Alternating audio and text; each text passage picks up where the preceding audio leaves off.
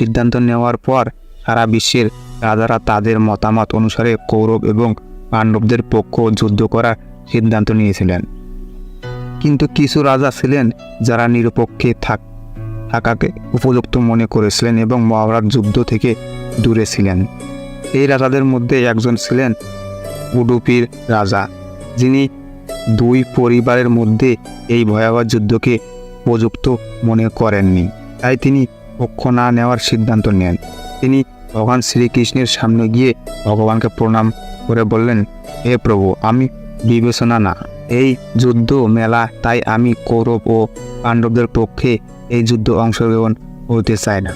প্রভু, লক্ষ লক্ষ যোদ্ধা এই যুদ্ধে অংশগ্রহণ করবে এবং এত মানুষের জন্য খাবার ব্যবস্থা করাও একটি বড় চিন্তার বিষয়, কারণ খাবার ছাড়া যুদ্ধে আরও বেঁচে থাকা অসম্ভব। আপনি আমাকে অনুমতি